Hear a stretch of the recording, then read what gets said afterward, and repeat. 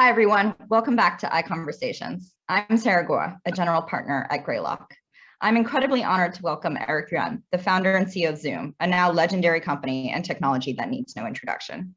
While millions of users have used the platform for years, the past 18 months of unforeseen circumstances have spread and intensified the use of Zoom to the point where this is even called the Zoom generation. As the pandemic shifted work, education, entertainment, and pretty much everything else online, Zoom has grown exponentially. By April of 2020, the company was handling 300 million daily meeting participants, representing 30x growth from December of 2019. We joke internally at Greylock that when we do comparison charts to benchmark our companies, the curve of Zoom always goes off the page. We have to ignore it. This great rethinking of how we interact with one another is here to stay. And as we gradually re-enter our physical world, Zoom will continue to play a critical role in our lives. Zoom wasn't even close to the first video conferencing platform. It didn't raise as much venture money as many Series B or Series C companies today, and it faces a field of massive, deep-pocketed competitors. But its journey from unlikely upstart to becoming the recognized best solution and a durable, iconic company serves as an incredible business lesson to entrepreneurs whose missions place them in crowded fields. Zoom is the legend I'm thrilled is true, the generous, grounded, and customer-centric founder, the best, easiest to use product that actually works, and the innovative business model. Zoom is the story, to me, of the good guys winning. Eric knows all about being a challenger and being the challenged. He began his career in 1995 at Webex as one of the first 20 employees. And in 2007, Webex was acquired by Cisco, effectively making Eric a VP of engineering at the incumbent. The desire to make a better product drove Eric to return to the startup world, and he started Zoom in 2011. Today, Zoom is an $80 billion public company that serves a third of the world's knowledge workforce. Let's talk about all the ways in which Zoom and Eric personally has been able to compete and win, to rise to the occasion of the challenges of the last few years, and how they continue to innovate today. A note to our group, as we go through the conversation, we encourage you to ask questions in the chat function. We'll field as many as we can. Eric, thank you so much for being here. I am grateful for our friendship and for you gifting your time to our founders when you're quite busy keeping the world economy running. Yeah, Sarah, thank you so much for having me. You are such a great friend. I always enjoy talking with you anytime. Thank you. I'd love to start at the beginning. Tell us a little bit about your background, how you grew up, and how you think that shaped you as a person and as a founder. Yeah, so I moved to Silicon Valley in 1997 when I was 27 years old. And, I was born in China. Being a kid, I was always fascinated by the, high-tech stories here in Silicon Valley, like HP or Apple. I always wanted to, I really like technology, and really, was dreaming about, hey, someday maybe I should go to Silicon Valley. So, and yeah, as I came here in 1997, it's very exciting. Since then, I happily lived here. Yeah. So tell us about coming to Silicon Valley and starting at Webex when it was just a very small startup. How did you end up there? Yeah, so I came here in 1997, but the year before, actually almost the year, I think early 1996, I was still in China, and I knew one of the co-founders of Webex because I traveled in Japan in 1995, and I remember, I think once in industry, a technology show, Microsoft co-founder and chair and CEO Bill Gates, he was there, gave a keynote speech, talking about the internet. I was so impressed. And I think I need to figure out a way to go to Silicon Valley as quickly as possible to embrace the first wave of internet revolution. And the Webex sponsored my H1 working visa.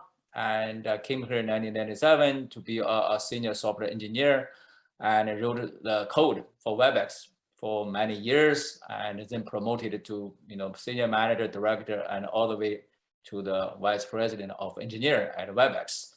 Yeah, since I was stuck on the real-time collaboration technology since 1997. So. And just in terms of the technology itself, like you have now been working in real-time collaboration for a long time. Like, what interested about you? Why have you stuck to it? I think, first of all, I feel like I was so lucky and, joined Webex. Webex was the early pioneer for the data collaboration, right? Not about a video, but again, still about the real-time collaboration. And I did not know and that technology, and until I joined Webex for several years, I realized, wow, this is something I really, really have a passion. And of course, and also remember when I was in the college, right? My girlfriend, she lived in a different city, and it's really hard, really, really hard, to see her. Probably at most twice a year. At that time, I was daydreaming about, hey, maybe somebody in the future, I can have a smart device, just one click. Literally, you can talk with her, see her. So, and when I, built a Zoom, I realized, wow, I never thought about something like that. So, yeah, it's kind of, I feel like, and for the people to stay connected, no matter where they are, I think it's very important. And I think that kind of a product for sure will become mainstream. That's why every day when I work for Zoom and try to make the product better, I feel like, wow, I'm very, very excited every day. I remember some years back when I cold called you at Zoom and asked to meet. You were nice enough to have lunch with me, and I remember you said something that like seemed quite weird at the time, honestly, but has come to be true. And I asked you something along the lines of, "Why are you doing this?" And I was struck by how personal the answer was, because it wasn't anything about the secular trends, which are of course true. It was like, Sarah, I don't like that we have to go travel, drive around meeting people. I hate getting in the car for an hour to get to somebody across the bay, but I miss my people. And I thought that was really great. Okay, so Webex, as you said, it was a pioneer. It was a really small company. You just started as an engineer. What was it like building the product? What was the customer reaction?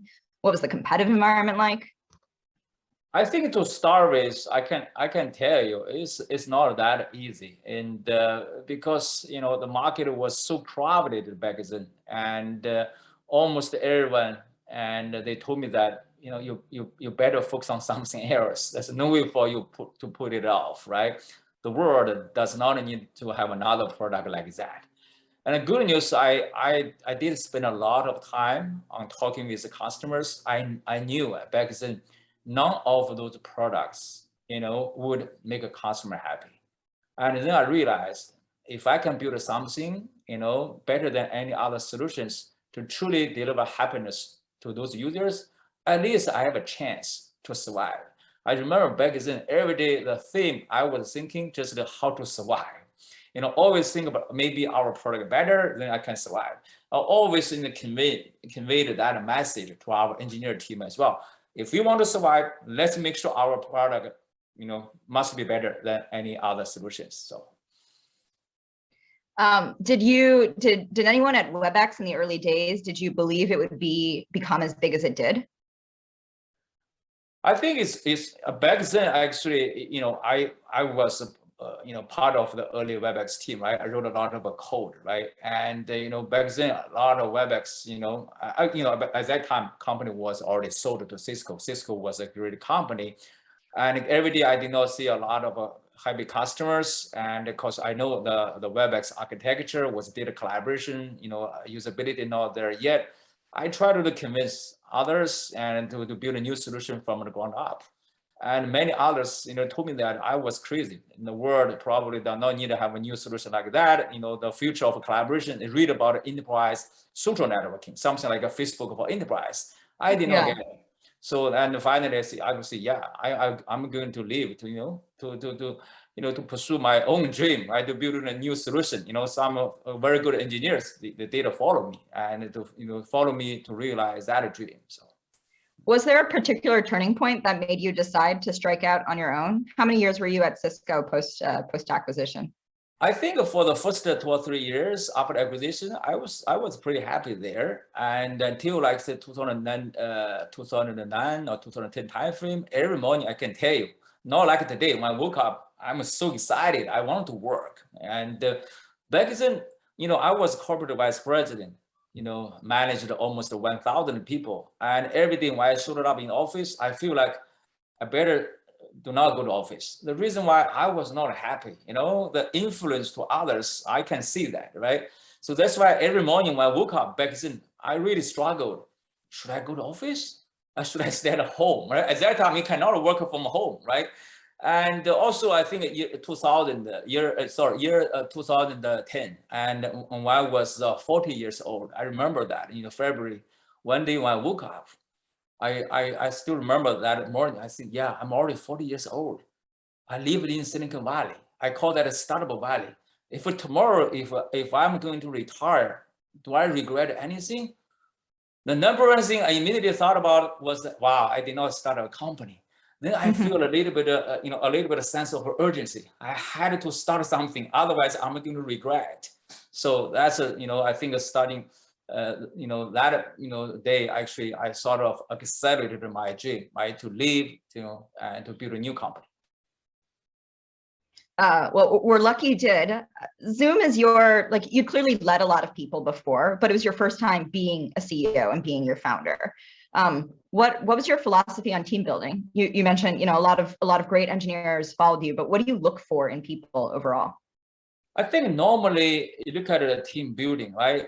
Normally there are two ways. One way is you hire a very experienced senior leader and count on, this leader, he or she can build a team. That's one option. Another way is you build a team from the ground up. You build a team first, and then you hire a leader to make your team more scalable. We tend to always like to have a team first, and then we hire leaders. And when it comes to hiring, a team or team building or leaders, we always look at the self-learning and self-motivation. Those two things are extremely critical to us because every startup company is different, and you have to learn, new things. And plus, we are all adults. Every day there's so many problems, right? If I need to spend time to motivate our team, I usually do not have bandwidth, right? We want to make sure everyone is self-motivated. And another thing is very important. We like to hire those people with, a gratitude, attitude, right? Meaning you got to be grateful, right? Because otherwise, even if you are making a very good progress, someday probably, you'll be, if you are not humble enough, right? You become arrogant, right? You do not feel grateful anymore. And I do not think you can make any more progress. That's why self-learning, self-motivation, and gratitude are extremely important, when it comes to hiring, leaders or team building at Zoom. So tactically, that makes sense to me. For the CEOs on the call, and for any of us investors and board members, smart people are not going to tell you that they're. You may be able to tell that they're arrogant very quickly, right? But they're not going to tell you that they're not motivated or that they're not learners. Everybody likes to think they're motivated learners, right? How do you assess that? What do you ask people, or what do you try to learn about them? That's a great question. If I interview someone, I tended to ask a question about, hey, please share with me a story when you had a downtime, and when you are facing a challenge, how did you come out of that challenge, right? You did it by yourself, or you maybe, some other people helped you, right? Back to last year, when we were facing all kinds of challenges, right? I think our team, they were all, self-motivated, right? You do not need to push them to do this, to do that. They know what to do, right? They all worked very hard proactively. I think that's a self-motivation. Yeah, and recognizing or giving credit to others who have helped you, right? And seeking that help. Exactly. Okay, so I think like one of the things that people are going to be most fascinated by is just the sort of core innovations in Zoom were not just technology. Of course, they were technology, but also business model, right? And this predates me slightly at Greylock, but I remember looking back with awe at the Zoom Series A deck from 2012. It's all of like 7 slides, by the way, but because Zoom was built in the cloud and employed a freemium model, and back in 2012, this was like not obvious, right? This is risky innovation, and you had community marketing and product-led model in your mind when those were not terms that people knew, right? And sort of the individual viral adoption that connected to an inside and enterprise and channel sales model. What made you convinced that this was the right strategy for Zoom? I think you are so right. First of all, I think I also made that mistake as well when I started. When I started, I always thought about, hey, just to focus on the product, right? If a product works, everything else will follow by itself. I think I was completely wrong. And so after the product was ready, I realized even if your product is ready, how do you get those first, the user, right? Get the first adopters, to try your product. So then at that time we thought about, wow, we have to be creative about the business model as well. You cannot make your business model very complex, right? That's the reason why we introduced the freemium model, right? So good news, Zoom does have a network effect. So how to make sure facilitate in the users to easily go to your website, sign up an account, for free, and they can use that forever, maybe eliminate some features. And it is, you can expose, your product to end user. Make sure simplify the business model. Then later on, I realized, the business model is also very, very important. Right? Even if, you think your product is better, because you have to simplify your business model. Make sure everyone, they know how to try out your product, right? How to share, your product experience with others. That's why here at Zoom, simplicity is everything. For product development, business model, the pricing, or packaging, or internal system, right? Everything is really about simplicity.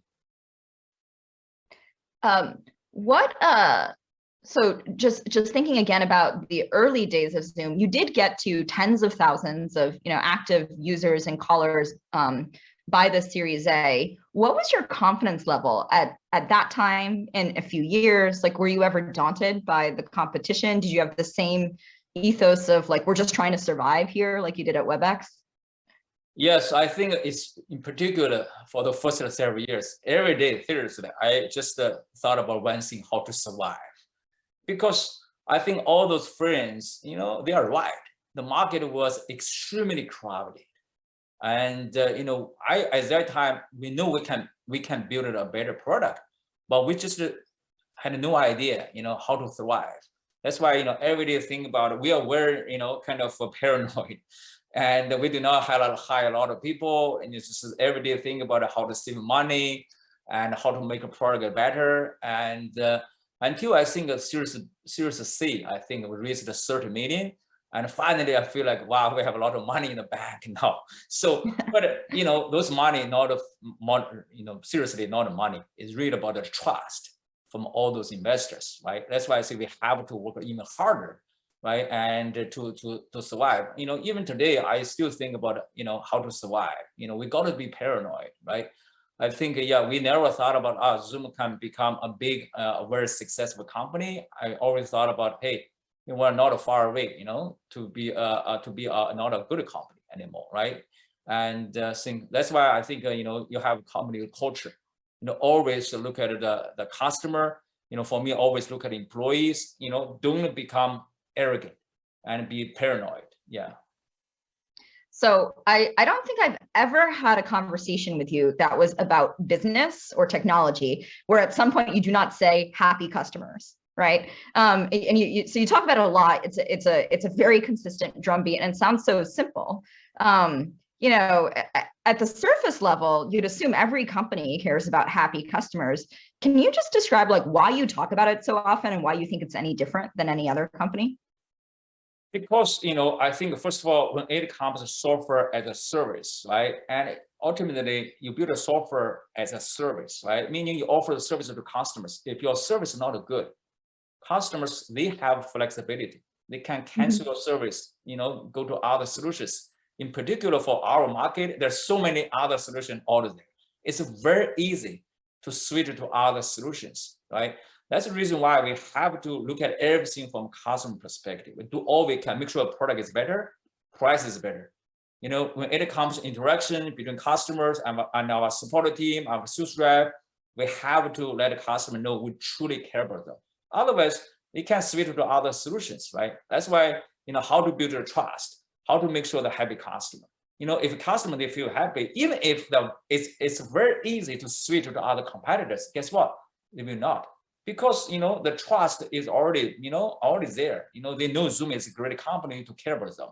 That's why, happy customer can really, help us, even if we are competing in this very crowded market. So let me ask that a slightly different question or a different way. I believe that people at Zoom care about me as a user and happy customers overall, more than many other competitors, right? How do you get that to happen? Like, how do you convince everybody in your organization to think that way?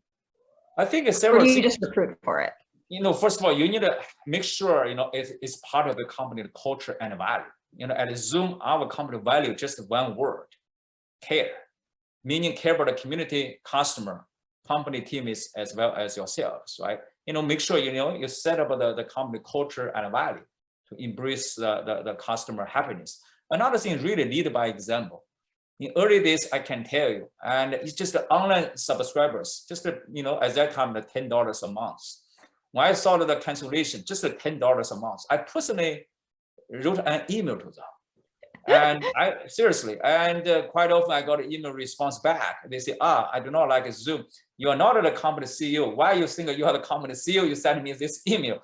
And they thought I'm just a marketing person. I said, no, I'm a real CEO. And let's have a Zoom call. And it turned out we by doing that, we did have a lot of very loyal customers. If you set up an example, right? Lead by example, have a great culture and focus on that. I think that's a way. That's the way to go. Yeah.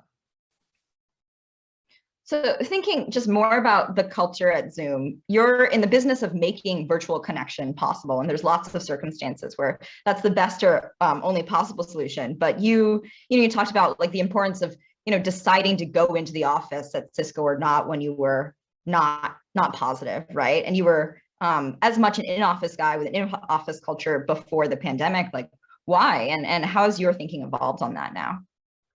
I think prior to pandemic crisis, we all worked, in the office environment, and we enjoy the social interaction. I see each other. Sometimes I give our employees a big hug when they close the big deal.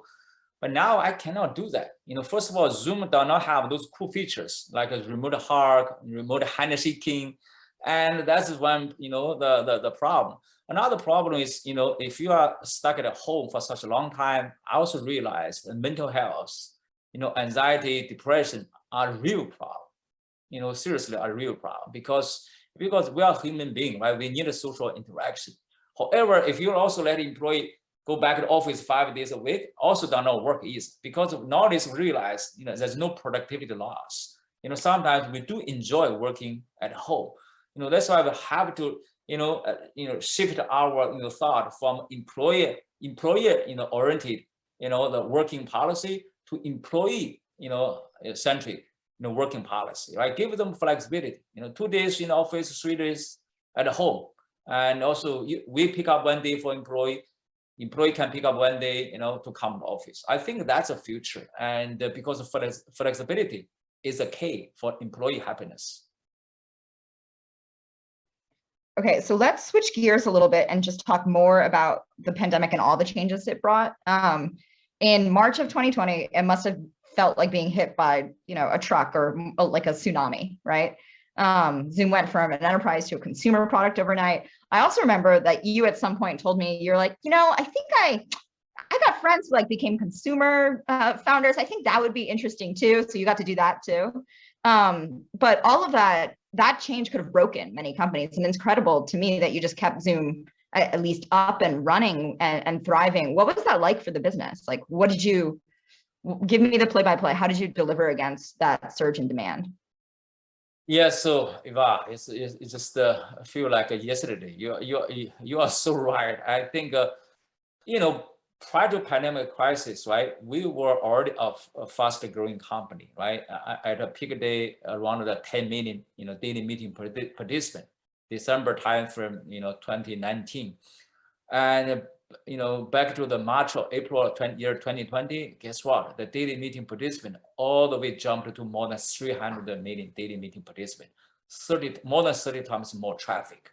And how to survive is really hard, really, really hard, because we had to do at a capacity data center, in India, Japan, Europe, here, and around the clock. And I personally had, way more sleepless nights than any time in my career, and our team members as well. And especially, Zoom was built to, for enterprise customers. Suddenly over the night, right, we had so many consumers, Even for our product user interface, we had to change. Not to mention, we needed to figure out a way how to tell those first-time consumers. We have so many security features, tell them how to enable and enable. Then we realized we had to change our product philosophy, meaning not only do we offer a service, but also we should play a role of IT for consumers. Because consumers, they do not have a CIO, they do not have IT team, right? So we hired a lot of people and also, changed our, the product philosophy. And even by doing that, still, you are facing all kinds of, challenges like the PR, the crisis, very negative PR, a lot of things. And the good news, actually, I always, told our team, myself included, let's move forward. I think about what we can do, right, to leverage this time frame to truly help the world, right? Let's fast forward 20 years. When we look back, we do not want to regret. We know that Zoom is a great company. We have a great, we have a great, the company culture, right, to really care about the customers, right? All the challenges are just shorter. By doing that, I think we survived. Because we have a great intentions, right? We really want to help the world. So that's why, we were facing all kinds of challenges. The good news, we survived. Yeah. And one thing that I imagine is true now, that happens with many of the great entrepreneurs we work with is like they get to a certain point in success, and then they're like, oh, look, there are more things we can do, right? Like there are more things that we can add to the world, and there are more problems than I thought there were. Like how have your ambitions changed for Zoom, or your thinking on use cases changed since a couple 100 million more people started using it? Yeah, so you are so right. I think when we started, I can tell you, one of the key reasons probably a lot of investors or even friends, they did not invest in Zoom because we were too ambitious. We wanted to build more services, right? At least I remember in my first PowerPoint slide deck, right? And later I realized, you have to focus, right? Focus on one thing, get that done extremely well. And that's the first thing. Along the way, for sure, there are so many new opportunities, right? But however, how to balance the focus and embrace new opportunities, it's not that easy. But however, the philosophy here at Zoom is we always want to, listen to our customers. Like several years ago, we introduced another service, which is Zoom Phone, because of our customer feedback, right? Internally, we do have lots of new ideas, new services, but if you do not focus on the customer experience, if you really do not solicit the feedback from customers, it's very easy for you to lose the focus. When you lose the focus, I think very soon, your product may not be the best, right? Your team do not have enough time to care about the existing customers, because you always want to think about the new customers, new things. Who is going to care about the existing customers, right? Customers, they might leave. That's why here, but I think maybe I still think I made a mistake. I was too conservative, right? Always wanted to focus on just one product. Sometimes I got to be a little bit more aggressive. But however, how to balance that between very aggressiveness and also the focus or concentrating on one service, it's not that easy. But every day we got to spend time on that, also talking with our customers. How do you do what you just described, like talking to your customers at scale? Right? Like 300 million people. I know you don't sleep very much, but you also can't Zoom call all of them. I think almost every day, I no exceptions. I did, at least one or two, sometimes 3 or 4 meetings, Zoom calls with our customers. Used to be I talk with a lot of customers. Now probably I only spend time on talking with those big enterprise, big customers.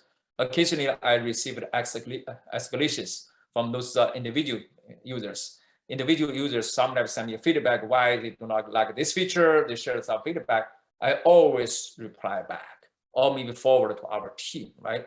I think, you set up more like a culture. And sometimes, our sales rep, when they talk with the prospect, if they shared something, why they like Zoom, why they do not like this feature, that feature, and our team, they did, take that seriously.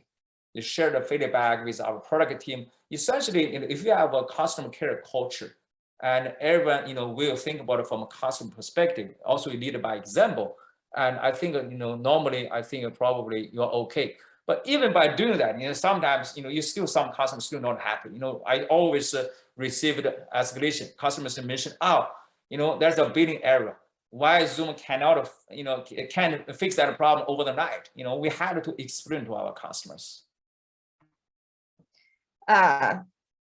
If we just think about the pandemic, the escalations, the data center builds, the PR, all of it, and its impact on business. Let's shift actually to talk about what it was like for you, right? Because we have a lot of business leaders on the phone here. What was it like personally, and how did you handle it?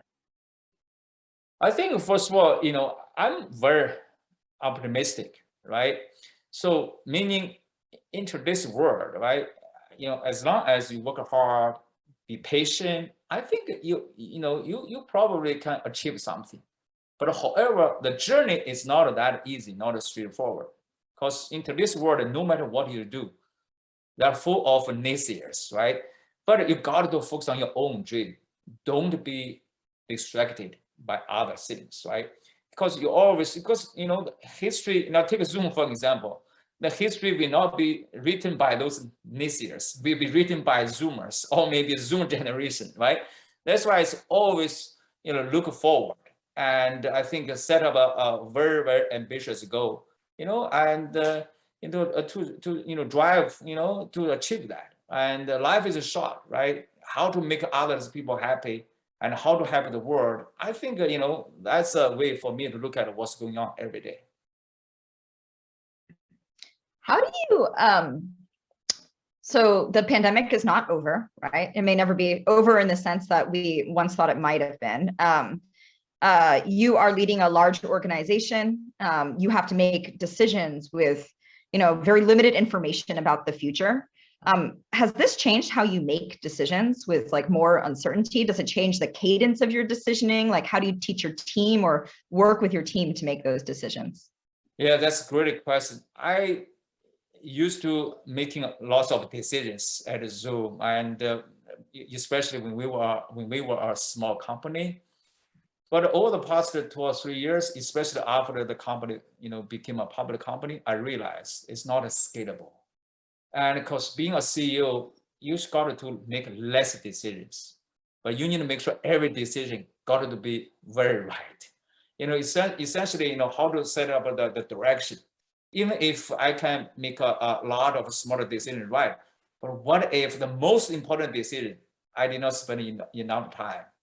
I might drive the team, to the wrong direction. That would be a huge mistake, right? That's why I tend to make less decisions now and delegate to our team, because I trust our team, give them a full authority, right? Let them make a decision, let them learn from those mistakes. And otherwise, really not scalable. And that's what I learned. Every day I doing my daily self-reflection, I will, ask myself, do I really need to make those so many decisions? Why not let our team make that decision, right? So I tend to make much less decision now, but I also make sure for the key decisions, very right, especially for the company direction or strategy. Yeah, that's interesting. The pace of decisions that need to be made has actually increased, and the uncertainty around them. And your view is I actually should be making fewer of those, right? Despite what's changed in the environment, and more of my team. Much fewer, because I was very hands-on CEO when we started, and I like to make all those decisions because I was in this industry for a long time. I just realized it's not right.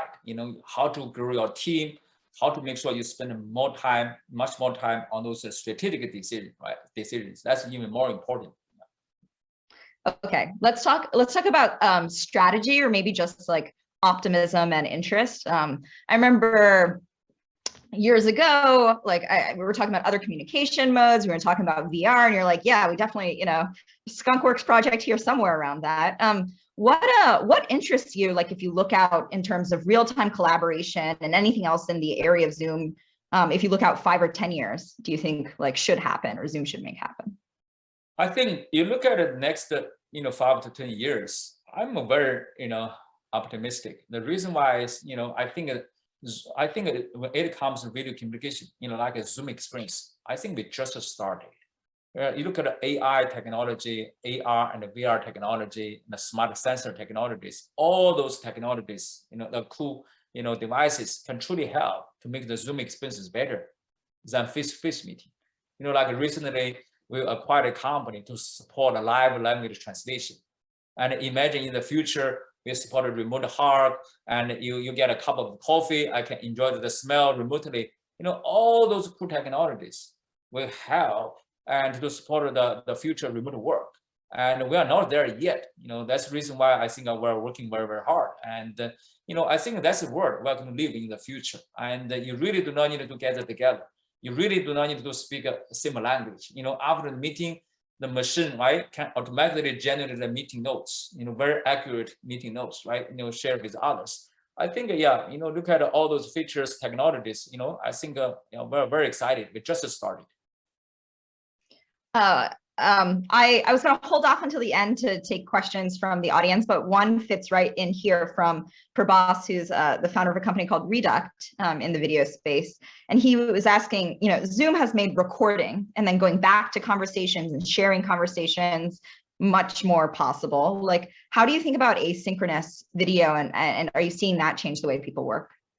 I think we need both. We need a real-time video. Also, we need async video as well. I think, however, we'll have to focus, right? In the ideal world, and you can offer, one service, right? From any user perspective, very well integrated service for async video. Like, we do not need to have a real-time call. I can record a video and send it to you, right? You can put it back anytime, right?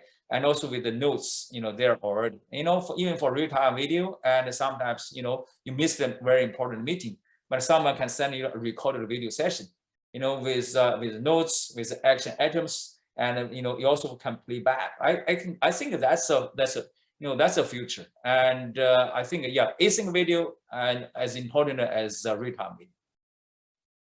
Some things I definitely want real time though, including that remote hug feature. You said you're someday going to think about getting to us. Yes, our dream. I think one that just might be of interest to everybody here, because you're thinking through it yourself as a company, and everybody here is figuring out like what the future looks like in terms of like a hybrid work environment. How does Zoom think about that? I think hybrid work will become mainstream for sure. And because, you look at it from employee perspective, right? We did a survey. I'm talking to many other CEOs as well. And, almost everyone, told me that, yes, after they did a survey, employee likes the flexibility. That's why they wanted to embrace the hybrid work. Having said that, how to make sure our technology, all the new features are designed and built to embrace the hybrid work. That's very important. Nowadays, we look at almost every feature. We always ask ourselves a question: will this feature help hybrid work now? Like our conference room, we introduced the smart gallery feature. We also supported the virtual receptionist. Almost every feature we want to make sure, like our chat feature, give a new view, make sure who is sitting next to you. You can see them. I think that's very important, right? We have to shift towards embracing every feature to support the hybrid work, because that's the future. Okay, a couple of personal quick takes before we go to questions from our discussion group. Please put them in the chat and send them to us. The first is, what's your favorite recent example of how somebody's using Zoom that you love, yourself or a user or customer? I think there's so many new use cases since the pandemic crisis. I think my favorite use case still is, Zoom wedding, Zoom marriage, was legal in New York. And every time I thought about this, I was so excited. How sweet it is, right, to get married over Zoom. So, what is a piece of content that you like, a book, movie, podcast, art you saw that you enjoyed over the pandemic? I think, during the pandemic crisis, I tended to buy, way more books, but I did not finish reading all of them. I think the one book I really like is, Mark Benioff's book, and I so happen to have it here, and the Trailblazer. and is awesome book. I highly recommend that. Yeah. Okay. So this is not his most recent book, but it's the one about the growth of Salesforce. Yeah. No, Trailblazer. Yeah, for Mark Benioff. Yeah. And then any advice for our entrepreneurs, if you could only give them one piece of advice? Be patient. So that's very important. Yeah. Say a little bit more about that. Don't think about success over the night. Like a lot of people mention, Zoom. Now you became a consumer brand. Suddenly you're successful. They did not realize Zoom already 10 years company, and our team, myself included, I was working so hard day and night around the clock since 1997. 24 years hard work on real-time collaboration. Literally, I'm stuck on this industry just to work on one thing for 24 years, right? And you have to be patient. Don't think about any success over the night. And be patient and become an expert and achieve your dream. Someday you will get it there, right? And good luck will come as long as you are patient. Yeah. 24 years it's a lot more than 10,000 hours of work, actually. Yeah, exactly. Seriously, over the past 24 years since I lived in Silicon Valley, I really do not go on any long vacation. Every day think about the real-time collaboration, customer, product. By doing that for 24 years, for sure there will have some good luck. So. Okay, let's do questions from the group. We've got one from Michael Keithley. Michael's the CIO at UTA and a dear friend and customer for many of our companies. He asked, from an inclusion and diversity perspective, how is Zoom thinking about addressing the proximity bias, like the inequality for people not in the room for meetings that are hybrid? That's a great question. When I look at Silicon Valley, why Silicon Valley is worldwide innovation center, because Silicon Valley has a very inclusive culture, right? No matter where you are, no matter what's your background, we come together, right? That's where innovation coming from. So back to the Zoom technology, right? Or back to how to support a hybrid work. I said no matter where we are, right? No matter where the participant are, how to make sure technology can help every participant. They can have a they are very equal, right? In the Zoom setup, right? Not like the traditional way, right? If I'm sitting in the conference room, other people join remotely, they cannot share their voices, right? I think how to that's why smart gallery feature can help. Everyone is equal, no matter your title, your background. We can and that's where the innovation come from. Another question I just got texted is you obviously had like a commitment to having the best product, and then like an innovative business model that came after that. But then you described like trying to make a smaller number of really important decisions correctly.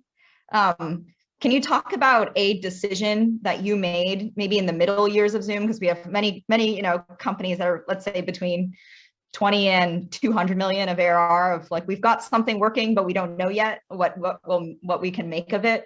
Can you talk about a decision that really mattered for Zoom that you made?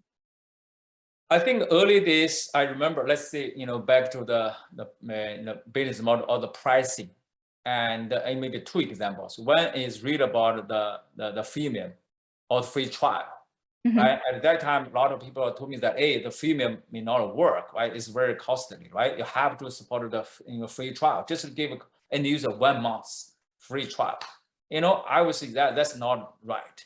And I was a little bit stubborn. I would say, no, let's support the freemium and give end user 40 minutes. And back then, a lot of people told me that, have to, reduce down to the 20 minutes. I would say, 20 minutes is not enough. We have to give more to the free users. That's one. Another thing is the pricing. And actually, back then, our price, at $10. Later on, based on the customer feedback, is $14, right? Actually, we could charge the customer more, but we did not do that. The reason why we want to build a long-term trust, right? More similar to the restaurant business. You have a best product, best price, best service, and you will have a lot of customers, to visit your restaurant. That's That's a philosophy.